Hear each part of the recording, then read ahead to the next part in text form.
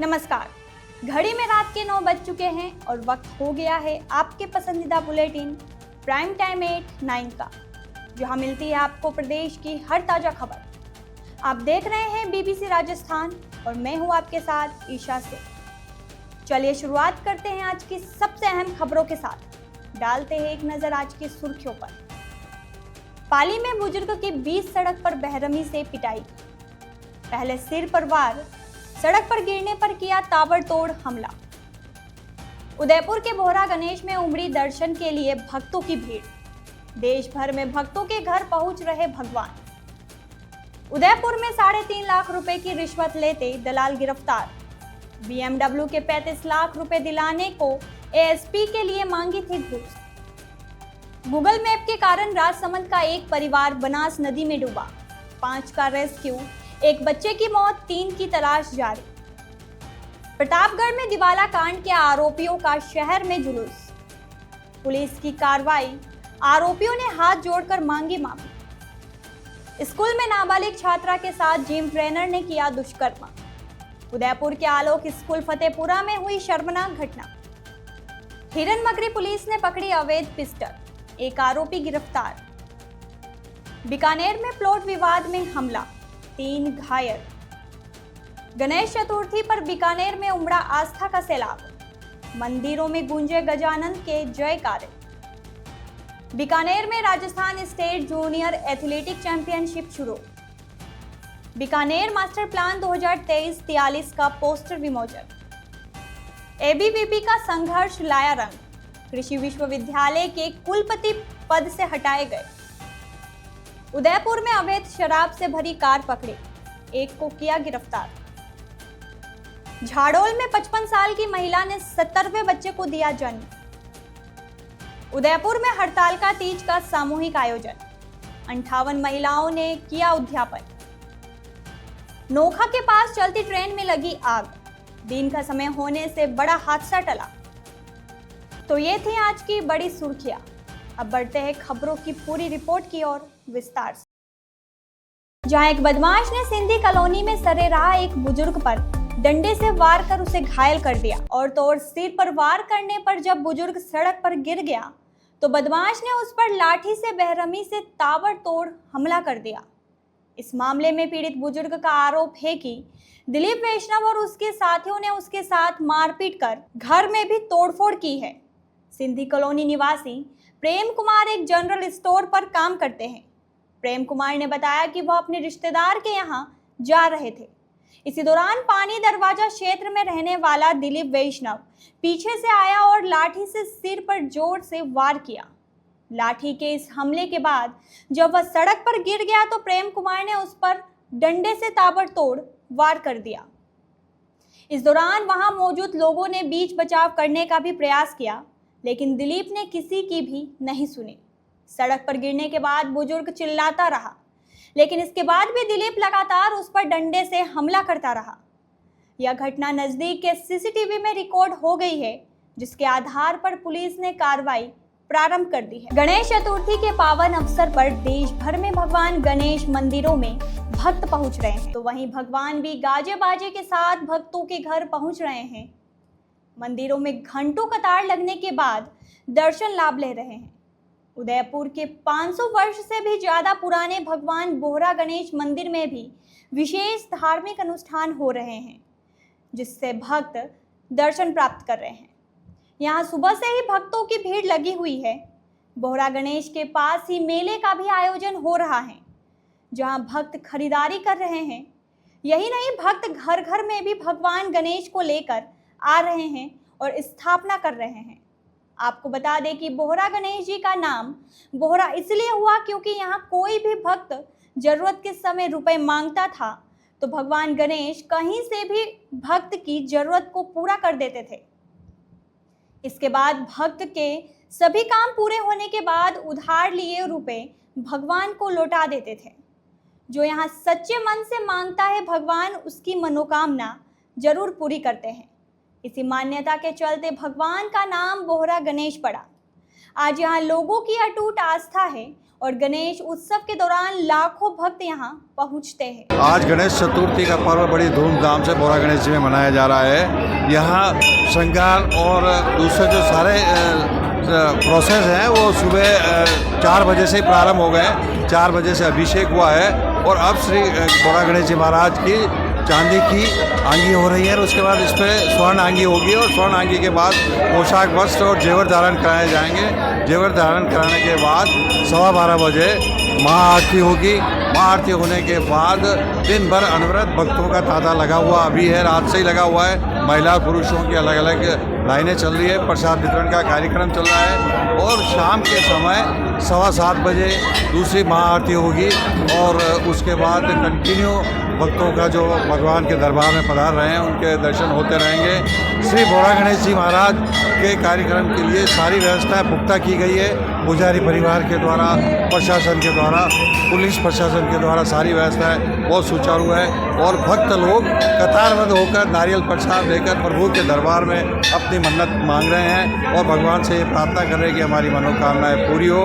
इस प्रकार श्री बोरा गणेश जी में गणेश चतुर्थी का जन्मोत्सव उत्सव पर्व बड़े धूमधाम से मनाया जा रहा है। ये उदयपुर ही नहीं, हमारे मेवाड़ अपितु पूरे भारत देश के लिए सौभाग्य की बात है कि प्रथम पूज्य विनायक श्री सबका मंगल करे, हमारे देश का मंगल करे और सारे मानव जाति का मंगल करे, ऐसी हम शुभकामनाएं आज इस पावन पर्व पर करते हैं। बोरा गणेश जी का मंदिर जो है वो काफ़ी प्रसिद्ध है, विश्व भर में प्रसिद्ध है। यहाँ कोई भी पर्यटक आते हैं तो वो यहाँ आते हैं। इसके अलावा जो यह गणेश चतुर्थी का जो पर्व है बड़े धूमधाम से उत्साह के साथ मेला भी यहाँ पे बढ़ता है और बहुत अच्छा कार्यक्रम मंदिर के जो आयोजक करता है वो बहुत ही सुंदर ढंग से करते हैं।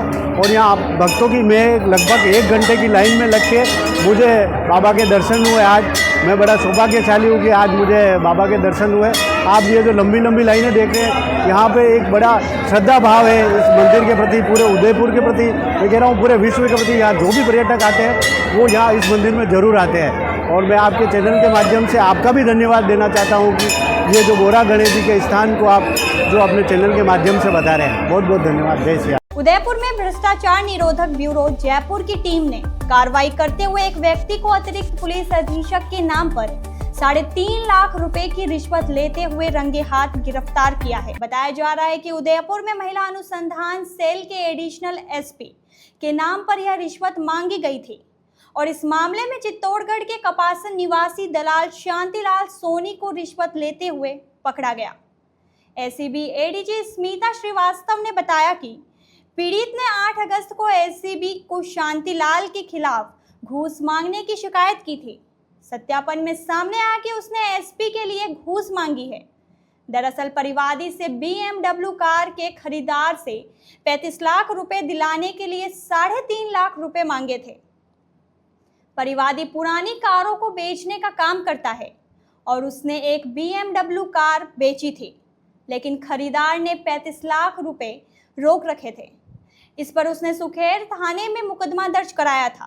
पैसा दिलाने और जल्द चालान पेश करने की एवज में 10 लाख रुपए मांगे गए थे, जो बाद में 3.5 लाख रुपए तय हुए। शिकायत के सत्यापन के बाद एसीबी चौकी जयपुर नगर तृतीय द्वारा यह कार्रवाई की गई। आरोपी से पूछताछ जारी है और इस मामले में एएसपी की भूमिका को लेकर भी जांच की जा रही है। दूसरी ओर एएसपी हितेश मेहता का कहना है कि उनके खिलाफ राजनीति हो रही है। परिवादी की ओर से दर्ज केस की जांच उनके पास है ही नहीं, तो वह कैसे चालान करवा सकते हैं?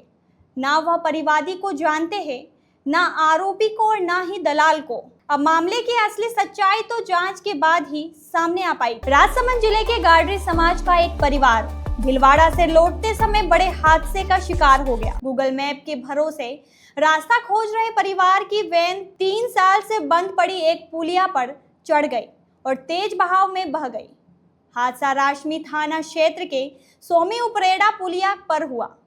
घटना की जानकारी मिलने के बाद वहां लोगों की भीड़ जमा हो गई और सूचना मिलने पर पुलिस भी मौके पर पहुंच गई। काफी मशक्कत के बाद वैन में सवार 9 में से 5 लोगों को रेस्क्यू कर बाहर निकाला गया, जबकि एक बच्चे की डूबने से मौत हो गई। वहीं वैन में सवार 3 अन्य लोगों की सिविल डिफेंस टीम तलाश कर रही है।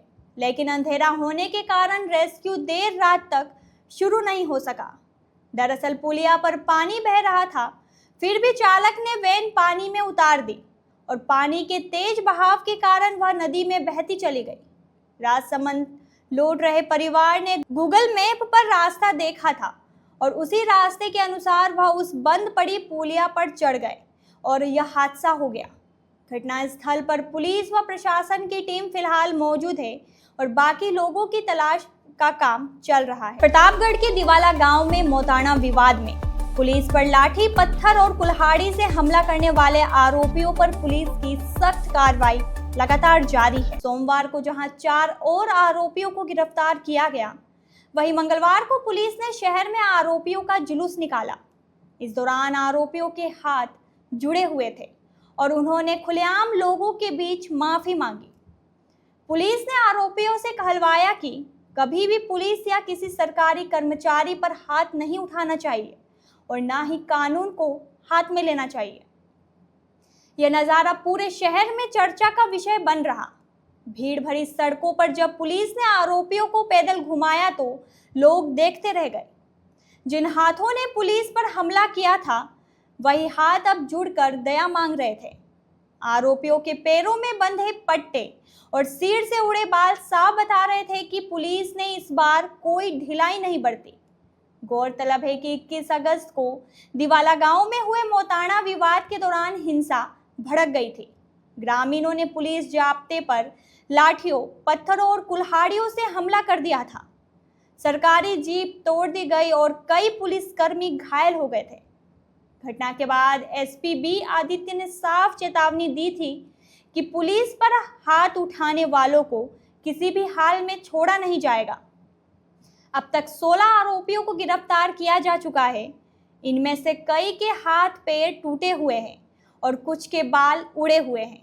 थाने में हुए पूछताछ और कार्रवाई के बाद जब आरोपियों को शहर में जुलूस के लिए निकाला गया तो यह पूरे जिले के लिए एक बड़ा संदेश बन गया।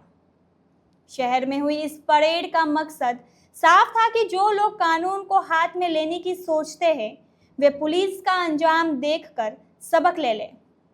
अब जिले भर में यही संदेश गूंज रहा है कि पुलिस पर हमला करने वालों का यही हश्र होगा जो दिवाला प्रकरण के आरोपियों का हुआ है।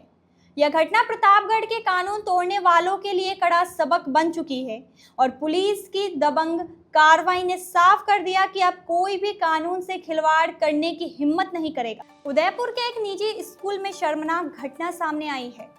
फतेहपुरा के आलोक स्कूल परिसर में ही एक 13 साल की बच्ची के साथ जिम ट्रेनर ने कथित तौर पर दुष्कर्म की वारदात को अंजाम दिया। पीड़िता की रिपोर्ट पर पुलिस ने आरोपी जिम ट्रेनर प्रदीप सिंह झाला के खिलाफ अंबा माता थाने में मामला दर्ज कर लिया है और उसकी तलाश में जुट गई है। जानकारी के मुताबिक सोमवार को स्कूल की छुट्टी थी, लेकिन बच्ची को इसका पता नहीं चला, इसलिए वह स्कूल में चली गई। इसी दौरान स्कूल के जिम ट्रेनर प्रदीप सिंह झाला ने बच्ची को अकेला पाकर घिनौनी वारदात को अंजाम दिया। जब बच्ची घर पहुंची तो उसने अपने परिवार को इसके बारे में जानकारी दी, जिसके बाद परिजन तुरंत बच्ची को लेकर थाने पहुंचे और मामला दर्ज कराया। पुलिस ने पीड़िता के बयान के आधार पर आरोपी के खिलाफ पॉक्सो एक्ट की धाराओं में मामला दर्ज कर लिया है। पुलिस अधीक्षक ने बताया कि आरोपी को पकड़ने के लिए टीमें गठित कर दी गई है और जल्द ही उसे गिरफ्तार कर लिया जाएगा। उदयपुर के हिरनमगरी थाना पुलिस ने अवैध हथियारों के खिलाफ सख्त कार्रवाई करते हुए एक आरोपी को गिरफ्तार किया है। पुलिस ने उसके पास से एक अवैध पिस्टल और 6 जिंदा कारतूस जब्त किए हैं। पुलिस अधिकारी भरत योगी ने बताया कि जिला पुलिस अधीक्षक योगेश गोयल के निर्देशानुसार अवैध हथियारों की रोकथाम के लिए अभियान चलाया जा रहा है। इसी के तहत सेक्टर 5 निवासी पुनीत रूपचंदानी को गिरफ्तार किया गया। प्रारंभिक पूछताछ में आरोपी ने बताया कि उसने यह पिस्टल मध्य प्रदेश के धार निवासी तूफान सिंह से खरीदी थी। इस संबंध में पुलिस आगे की जांच कर रही है। जिला पुलिस अधीक्षक योगेश गोयल के निर्देश पर चलाए जा रहे अवैध हथियारों की रोकथाम और धरपकड़ अभियान में हिरनमगरी पुलिस को बड़ी सफलता मिली है। पुलिस ने सेक्टर 5 निवासी पुनीत रूपचंदानी को एक अवैध पिस्टल और 6 कारतूसों के साथ गिरफ्तार किया है। थानाधिकारी भरत योगी ने बताया कि आरोपी पुनीत रूपचंदानी से पूछताछ की गई। पूछताछ में उसने यह अवैध देसी पिस्टल मध्य प्रदेश के धार निवासी तूफान सिंह से खरीदना बताया। पुलिस इस मामले में आगे की जांच कर रही है। बीकानेर शहर के तिलक नगर में एक प्लॉट को लेकर दो पक्षों के बीच हुई हिंसक झड़प में 3 लोग घायल हो गए। घायलों को गाड़ी से कुचलने का आरोप लगाया गया है। अशोक कुमार ने बताया कि उनके पिताजी ने 34 साल पहले तिलक नगर में यह प्लॉट खरीदा था, जिस पर कुछ लोग अवैध कब्जा करने की कोशिश कर रहे हैं। आज जब वे प्लॉट पर निर्माण कार्य शुरू कराने पहुंचे तो दूसरे पक्ष ने उन पर गाड़ी चढ़ा दी। अशोक के अनुसार इस हमले में उनके पिताजी और चाचा के पैर टूट गए हैं। गाड़ी से कुचलकर मारने का आरोप लगाते हुए अशोक कुमार ने बताया कि इस हमले में कृष्णा राम और झबरू राम घायल हुए हैं, जिनका ट्रॉमा सेंटर में इलाज चल रहा है। सभी घायल फलोदी के गांव मानेवड़ा के रहने वाले हैं। घटना की जानकारी मिलने पर पुलिस मौके पर पहुंची और ट्रॉमा सेंटर में घायलों से बात कर मामले की जांच में जुट गई है। जी बताएं, क्या मामला है? मामला सर ये है कि आज से 34 साल पहले हमने तिलक नगर के अंदर प्लॉट लिया था। हमारे पड़ोसी है जो सही राम है और हमारे गांव का भी पड़ोसी है, पास में ही गांव है, अजसर गांव का है। और 11 तारीख को हमें पहले एक और रिपोर्ट पुलिस थाने में दर्ज करवाई है, पुलिस कार्रवाई कर रही है। आज हम कोई निर्माण कार्य करवा रहे थे और इन्होंने गाड़ी लेकर आए हमारे प्लॉट पे और अंधाधुंध गाड़ियों हमारे ऊपर चढ़ानी शुरू कर दी, जिसमें मेरे पिताजी के पैर टूट गया, दोनों पैर टूट गए। मेरे अंकल है, उनका पैर टूट गया। मेरे सिर में चोट आई हुई है, दोनों घुटनों के मेरे भी चोट आई हुई है। और बेखौफ मतलब आदतन अपराधी है। इनका गांव में भी इतना खौफ हो गया जिसकी कोई सीमा नहीं है। और सही राम, राजू राम और सही राम के पुत्र है दोनों, राजू राम, महिपाल, और एक इनकी पुत्री है राधा, और इनकी एक पुत्र वधू है राजू राम के घर से। इन्होंने हमारे ऊपर जानलेवा हमला किया। ये दीवारों के बीच में हमें पीच के मारा है, पीटा है, पैर तोड़ दिया दोनों मेरे पिताजी का। और तिलक नगर का मामला है ये। कोई पुरानी रंजिश? नहीं, कोई पुरानी रंजिश नहीं। हमारा प्लॉट है और हम हमारा वहाँ प्लॉट के अंदर कोई निर्माण कार्य करवाना चाहते, कोई किसी भी प्रकार की हमारे कोई रंजिश नहीं है। देवों के प्रथम पूज्य भगवान गणेश का जन्मोत्सव बीकानेर शहर में धूमधाम और हर्षोल्लास के साथ मनाया गया। गणेश चतुर्थी के अवसर पर शहर के सभी प्रमुख मंदिरों में भक्तों की भारी भीड़ उमड़ी। जूनागढ़ बड़ा गणेश मंदिर, श्री आदि गणेश मंदिर, सट्टा बाजार स्थित गणेश मंदिर, 21 गणेश मंदिर और कान गणेश मंदिर में सुबह से ही श्रद्धालुओं की लंबी कतारें लगी रही। मंदिरों को रंग बिरंगी रोशनी और फूलों से सजाया गया था, जिससे चारों ओर उत्सव का माहौल था। मंदिरों में भगवान गणपति का विभिन्न तरल पदार्थों से अभिषेक किया गया। दाऊजी रोड स्थित श्री आदि गणेश मंदिर में सुबह 4 बजे पंडित विजय श्री माली और सुनील व्यास ने मंत्रोच्चार के साथ गणेश जी का दूध, दही, घी, शहद, चीनी, पंचामृत और केसर से अभिषेक किया। इसके बाद विशेष श्रृंगार कर महाआरती की गई। दोपहर 12 बजे जन्मोत्सव की विशेष आरती का आयोजन हुआ, जिसमें भगवान गणेश को 2101 किलो मोदक और 151 किलो फलों का भोग लगाया गया। घरों में भी लोगों ने गजानन की पूजा अर्चना कर मोदक का भोग लगाया। मंदिरों के बाहर लगी अस्थायी दुकानों पर भी काफ़ी चहल पहल देखने को मिली, जिससे मेले जैसा माहौल बन गया। बीकानेर के सादुल स्कूल मैदान में Rajasthan state junior athletic championship की शुरुआत हो गई है। इस प्रतियोगिता में राज्य के 22-23 जिलों से लगभग 1445 खिलाड़ी हिस्सा ले रहे हैं। राजस्थान एथलेटिक्स संघ के सचिव नारायण गुर्जर ने बताया कि यह चैंपियनशिप 27 से 30 अगस्त तक चलेगी। इसमें खिलाड़ियों को 4 श्रेणियों में बांटा गया है। प्रतियोगिता के पहले 2 दिन 27 और 28 अगस्त को लड़कों की स्पर्धाएं होगी, जबकि 29 और 30 अगस्त को लड़कियों की प्रतियोगिताएं आयोजित की जाएगी। जी, Rajasthan state junior athletic championship है, कितने खिलाड़ी भाग ले रहे हैं? इसमें लगभग 1445 खिलाड़ी भाग लिए। राजस्थान की खिलाड़ी आई। गर्ल्स बॉयज 4 कैटेगरी है, इसमें भाग लिया है। 27-28 को बॉयज की प्रतियोगिता है, 29-30 को गर्ल्स की। कितने जिलों से आए हैं लोग? कितने जिलों से आए हैं? लगभग ये 22-23 जिलों के खिलाड़ी हैं, इसमें भाग ले रहे हैं 1400 कुछ खिलाड़ी हैं। ठीक है, नाम बताएं। नाम बताएं। चेयरमैन गुजर, सचिव राजस्थान एथलेटिक्स संघ। बीकानेर के सुनियोजित विकास के लिए बीकानेर विकास प्राधिकरण द्वारा तैयार किए गए मास्टर प्लान के नए प्रारूप का पोस्टर जारी किया गया है। जिला कलेक्टर और बीडीए अध्यक्ष नम्रता वृष्णि ने इसका विमोचन किया। इस अवसर पर जिला कलेक्टर ने बताया कि यह मास्टर प्लान शहर की भविष्य की जरूरतों को ध्यान में रखकर तैयार किया गया है। इसमें 188 और 185 पंचायतों के लोगों को भी शामिल किया गया है ताकि जनसंख्या वृद्धि के अनुरूप विकास सुनिश्चित किया जा सके। कलेक्टर ने यह भी बताया कि इस प्रारूप का 1 महीने के भीतर आपत्तियां दर्ज कराई जा सकती है। उन्होंने कहा कि मास्टर प्लान का उद्देश्य यह सुनिश्चित करना है कि शहर का विकास सही और नियोजित तरीके से हो, जिससे भविष्य में शहर के विकास में कोई बाधा न आए। मास्टर प्लान आपने रिलीज किया, क्या किस तरह का मास्टर प्लान मिलेगा? ये जो हमारे बीडीए की लिमिट्स नोटिफाई हुई हैं उसमें जो 188 लोकल बॉडीज़ आती हैं, 185 पंचायत और 3 अर्बन लोकल बॉडीज़, उन सबको सम्मिलित करते हुए ये पूरे बीडीए एरिया का ड्राफ्ट मास्टर प्लान है जो आज हमने रिलीज़ करा है। मैम, आरजोन इसमें तुलनात्मक रूप से कम बताया जा रहा है, क्या है इसको लेकर? नहीं, जो पॉपुलेशन ग्रोथ की ट्रेजेक्टरी रही है उसी के हिसाब से हमने रेजिडेंशियल और बाकी जितनी यूटिलिटीज़ हैं, जो पॉपुलेशन का ग्राफ रहा है डेमोग्राफिक इंक्रीज़ का, उसी के हिसाब से ये सारी फैसिलिटीज़ को हमने एडजस्ट करा है। समय में जो प्रारूप तैयार किया गया था उसमें जो आपत्ति आई गई थी, और इस बार जो किया गया है इसमें आपत्तियों के लिए क्या किया गया? नहीं, इसमें अभी ये ड्राफ्ट ही है, हम 1 महीने का टाइम देंगे और आपत्तियाँ फिर। कुल कितने ग्राम पंचायत आई इसमें? इसमें 185 है, 185 रूरल है, 3 अर्बन लोकल बॉडीज़ हैं। पर जो मास्टर प्लान की बात होती है, पहले भी मास्टर प्लान बनते रहे हैं, लेकिन जिस तरीके से मास्टर प्लान को इम्प्लीमेंट नहीं किया जाता है, अगर आप पुरानी अगर बात कर लें तो पंसती सर्किल पर कहीं पार्किंग नहीं, इतनी बड़ी बिल्डिंगें बना दी यूआईटी ने। व्यास कॉलोनी की बात करें, इतने बड़े शॉपिंग कॉम्प्लेक्स बन गए बिना परमिशन के, सब तो उनको लेकर क्या कर रहा है? नहीं, बिल्कुल मास्टर प्लान बनाया ही इसलिए जा रहा है कि शहर के विकास को दिशा दी जा सके, वो एक प्लान तरीके से हो, और ऑफ कोर्स इसका पूरा इम्प्लीमेंटेशन कराया जाएगा ताकि सिटी एक प्लान तरीके से ग्रो करे। इससे कुछ लाभ मिलेगा बीकानेर को, कुछ नयापन कुछ नजर आएगा शहर के अंदर, Of जो भी course, ट्रैफिक वगैरह सिस्टम है सारा? बिल्कुल बिल्कुल बिल्कुल।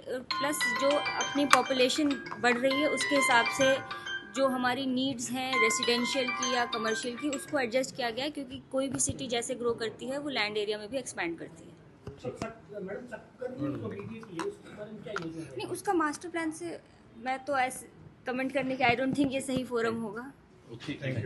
स्वामी केशवानंद कृषि विश्वविद्यालय में फैले भ्रष्टाचार, अव्यवस्थाओं और कुप्रबंधन के खिलाफ अखिल भारतीय विद्यार्थी परिषद का 23 दिन का लंबा आंदोलन आखिरकार सफल रहा। एबीवीपी कार्यकर्ताओं के अनिश्चितकालीन धरने और लगातार संघर्ष के बाद राज्यपाल ने विश्वविद्यालय के कुलपति को उनके पद से हटा दिया है। एबीवीपी ने आरोप लगाया था कि कुलपति के कार्यालय में विश्वविद्यालय की छवि धूमिल हुई, शिक्षा और अनुसंधान के लिए मिले अनुदानों का दुरुपयोग किया गया और वित्तीय लेन देन में पारदर्शिता का अभाव रहा। नियुक्तियों में भाई भतीजावाद और पक्षपात को बढ़ावा दिया गया, जबकि अनुसंधान और प्रयोगशालाओं के लिए आवंटित धन का उपयोग निजी हितों में किया गया। इसके चलते विश्वविद्यालय का शैक्षणिक माहौल बुरी तरह प्रभावित हुआ। इसके अलावा छात्रवृत्तियों, परीक्षाओं और कक्षाओं को लेकर भी लापरवाही बरती गई, जिससे हजारों छात्रों का भविष्य खतरे में पड़ गया था। प्रांत एग्रीविजन संयोजक नवीन चौधरी ने बताया कि एबीवीपी ने शुरुआत में ज्ञापन और बातचीत के जरिए समाधान निकालने की कोशिश की थी, लेकिन जब कोई ठोस कार्रवाई नहीं हुई तो उन्होंने आंदोलन का रास्ता अपनाया। विश्वविद्यालय परिसर में शुरू हुआ यह धरना जल्द ही एक बड़े आंदोलन में बदल गया, जिसमें सैकड़ों छात्र छात्राएं शामिल हुए। एबीवीपी ने सरकार और प्रशासन के सामने भ्रष्टाचार के प्रमाण प्रस्तुत किए और स्पष्ट किया कि जब तक विश्वविद्यालय को एक योग्य और ईमानदार नेतृत्व नहीं मिलता, तब तक उनका आंदोलन जारी रहेगा।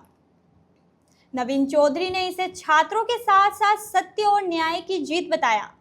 उन्होंने कहा कि यह निर्णय छात्रों के संघर्ष और एकजुटता की ताकत को दर्शाता है। एबीवीपी ने मांग की है कि जल्द ही एक योग्य, ईमानदार और छात्र हितैषी कुलपति की नियुक्ति की जाए ताकि विश्वविद्यालय फिर से शिक्षा और अनुसंधान का केंद्र बन सके। एबीवीपी का कहना है कि वे भविष्य में भी छात्राओं के हितों और शिक्षा की गुणवत्ता के लिए अपना संघर्ष जारी रखेंगे। उदयपुर के गोवर्धन विलास थाना पुलिस ने अवैध शराब के खिलाफ बड़ी कार्रवाई करते हुए एक आरोपी को गिरफ्तार किया है। पुलिस ने उसके पास से अंग्रेजी शराब के 17 कार्टन जब्त किए हैं, जिनकी बाजार में कीमत लगभग 4 लाख रुपए है। थानाधिकारी दिलीप सिंह ने बताया कि रात में गश्त के दौरान पुलिस को सूचना मिली थी कि एक तवेरा कार में अवैध अंग्रेजी शराब भरकर सवीना से नेला की तरफ जा रही है। सूचना मिलते ही पुलिस ने नेला रोड पर नाकाबंदी कर दी। नाकाबंदी के दौरान जब पुलिस ने कार को रोकने की कोशिश की तो चालक ने यू टर्न लेकर भागने का प्रयास किया। पुलिस ने घेराबंदी करके उसे पकड़ा और गाड़ी की तलाशी ली। तलाशी में कार के अंदर से छिपाकर रखी गई अंग्रेजी शराब की 17 पेटियां मिली। पुलिस ने आरोपी हितेश सेवक को गिरफ्तार कर लिया है। पूछताछ में वह कोई संतोषजनक जवाब नहीं दे पाया। पुलिस को आशंका है कि इस शराब की तस्करी गुजरात में की जा रही थी। पुलिस ने मामला दर्ज कर आगे की जांच शुरू कर दी है। उदयपुर जिले के झाड़ोल सामुदायिक स्वास्थ्य केंद्र से एक हैरान कर देने वाला मामला सामने आया है, जहां 55 साल की एक महिला ने अपने 70वें बच्चे को जन्म दिया है। हैरानी की बात यह है कि बच्चे को देखने के लिए महिला के पोते पोती और नाती नातिन भी अस्पताल पहुंचे, जहां एक तरफ सरकार परिवार नियोजन को बढ़ावा दे रही है, वहीं यह घटना ग्रामीण क्षेत्रों में संदेश के प्रति उदासीनता को दर्शाती है। झाड़ोल के लीलावास के रहने वाले कवरा कालबेलिया की पत्नी रेखा कालबेलिया ने 70वें बच्चे को जन्म दिया है। कवरा और रेखा के कुल 7 बेटे और 4 बेटियां हैं। इनके अलावा 4 बेटे बेटियों की जन्म के बाद ही मौत हो गई थी। फिलहाल उनके 11 बच्चे जीवित हैं, जिनमें से 2 बेटों और 3 बेटियों की शादी भी हो चुकी है। इन विवाहित बच्चों के भी 2 से 3 बच्चे हैं। इतना बड़ा परिवार होने के कारण पति कवरा भी अब पछता रहा है। उसका कहना है कि घर चलाना मुश्किल हो रहा है और बच्चों की शादी के लिए ब्याज पर लिए गए पैसे अभी तक चुका रहा है। सुता की डिलीवरी हुई थी, जिसने जो रेखा नाम से थी, और यहाँ आने के बाद में उन्होंने हिस्ट्री जो पूछी गई थी उसमें उन्होंने अपना चौथा बच्चा बताया था। हमें कई सूत्रों से पता चला था कि इसके काफ़ी सारे बच्चे भी हैं और कुछ बच्चों की डेथ भी हो चुकी है। आज हमने प्रसूता से बात की तो जिससे पता चला कि प्रसूता की ये 16वीं डिलीवरी है। 16 बच्चे हो चुके प्रसूता के, जिसमें 7 लड़के हैं, 4 लड़कियां हैं और 5 बच्चों की डेथ हो चुकी है। प्रसूता के हमने परिजनों को भी बुलाया है और उनसे बात भी की हमने, उनकी खून वगैरह की जांच भी की, सब नॉर्मल था, उनमें रिपोर्ट में सारा नॉर्मल था। और प्रसूता के घर से बुलाए हैं, उनके हस्बैंड को भी बुलाए हैं, उनसे बात की है, नसबंदी के लिए इनको मोटिवेट के लिए किया है कि जल्दी से जल्दी अपनी नसबंदी करवाइए। पिस्टन में आए इधर, हमारी मम्मी की बच्ची हुई है। हर 2 साल में बच्चे होते हैं। मैं 4 तो हम बच्ची है और हाथ भाई हमारे और 5 ओप बेगी। मैं 5 तो हम पढ़ने दिए और हमारे को रहने का भी जगह नहीं है। हमारे हाथ भाई हमको मर भी जाएंगे तो गालने की भी जगह नहीं है हमारे। 55 साल की मेरी उम्र है और मेरे घरवाले की भी 55 साल की उम्र है, जिसमें मेरे 11 बच्चे मौजूद है और 5 ओप पे गया है। और जिसके बच्चा है, मेरे बच्चा है, एक बच्चा है, 2 बच्चा, 3 बच्चा हो गया है। और ने 2 बच्चा है, 2 बच्चा भी, 2 बच्चा है, 1 बच्चे, 3 बच्चे हैं। 17वीं डिलीवरी है और ने 5 से शादीशुदा कर दिया हमने। श्री श्रीमाली समाज संस्थान मेवाड़ द्वारा हरतालिका तीज का सामूहिक उद्यापन कार्यक्रम आयोजित किया गया। इस दौरान 58 महिलाओं ने एक साथ उद्यापन किया और पूरी रात 4 पहर की पूजा अर्चना में लीन रही। समाज के अध्यक्ष दिग्विजय श्रीमाली ने बताया कि टाइगर हिल स्थित संस्कार भवन में आयोजित इस कार्यक्रम में सभी महिलाएं अपनी परिवारों के साथ पहुंची। पंडितों ने विधि विधान से पूजा शुरू कराई, जिसमें महिलाओं ने भगवान शिव और माता पार्वती की भक्ति में लीन होकर रात भर आराधना की। इस वर्ष हरतालिका तीज पर संवाद सिद्धि, शोभन गजकेसरी और पंच महापुरुष जैसे 4 शुभ योग बन रहे हैं, जिससे यह आयोजन और भी खास हो गया। बुधवार को लगभग 1000 व्रतधारी महिलाओं ने एक साथ व्रत का पारण किया। पौराणिक कथाओं के अनुसार माता पार्वती ने भगवान शिव को पति के रूप में पाने के लिए 12 वर्षों तक कठोर तपस्या की थी। भाद्रपद शुक्ल तृतीया को उनकी मिट्टी का शिवलिंग बनाकर रात भर पूजा की, जिससे प्रसन्न होकर भगवान शिव ने उन्हें अपनी पत्नी के रूप में स्वीकार किया। तभी से यह व्रत पति की लंबी आयु और वैवाहिक सुख समृद्धि के लिए रखा जाता है। नाम बताइए। श्री शिमली ब्राह्मण समाज संस्था मेवाड़ द्वारा हरतालिका तीज व्रत उद्यापन का एक विशाल कार्यक्रम आयोजित किया गया है। आज रात्रि में पूरी रात्रि 58 मातृशक्ति ने अपने परिवार और जोड़े के साथ 4 प्रहर की शिव और पार्वती की आराधना करी। इस रात्रि पूजन के में मातृशक्ति निर्जल रहती है और निर्जल रह कर के अपने सुहाग की रक्षा के लिए व्रत करती है। हम अपना सुहाग की रक्षा करें, उसकी सुख संपत्ति स्वास्थ्य में वृद्धि हो, इस कामना के साथ ये महिलाएं 24 घंटे का निर्जल व्रत रखती है। आज बड़ी संख्या में 1000 महिलाएं इस व्रत की पालना में यहाँ पर आई हुई है और एक विशाल भोजन प्रसादी का कार्यक्रम अपने यहाँ चल रहा है संस्कार भवन में। जोधपुर से जम्मू जा रही एक एक्सप्रेस ट्रेन में शॉर्ट सर्किट से आग लग गई। दिन का समय होने और यात्रियों की सूझबूझ से एक बड़ा हादसा टल गया। घटना नोखा नागौर के आउटडोर सिग्नल के पास हुई। ट्रेन के 2 डिब्बों में अचानक धुआं उठने पर यात्रियों ने आपातकालीन चेन खींचकर ट्रेन को रुकवाया। बताया जा रहा है कि ट्रेन के लेदर में तकनीकी खराबी के कारण यह आग लगी थी। यात्रियों और स्टाफ ने ट्रेन में मौजूद अग्निशमन यंत्रों की मदद से आग पर काबू पाया। इसके बाद ट्रेन को सुरक्षित रूप से नोखा स्टेशन लाया गया, जहां रेलवे के इंजीनियरिंग कर्मचारियों ने तकनीकी खामी को ठीक किया। मरम्मत के बाद ट्रेन को आगे के लिए रवाना कर दिया गया। तो ये थी आज की बड़ी खबरें। राज्य की हर छोटी बड़ी हलचल को जानने के लिए जुड़िए हमारे साथ रात 9 बजे BBC राजस्थान प्राइम टाइम 8/9 पर। अगर आप भी अपने क्षेत्र, संस्था, समाज या संगठन की खबरें हमारे साथ साझा करना चाहते हैं तो हमें संपर्क करें 9414102499 पर। और राजस्थान की हर ताज़ा जानकारी के लिए फॉलो करें और सब्सक्राइब करें हमारे इंस्टाग्राम व यूट्यूब चैनल BBC राजस्थान को।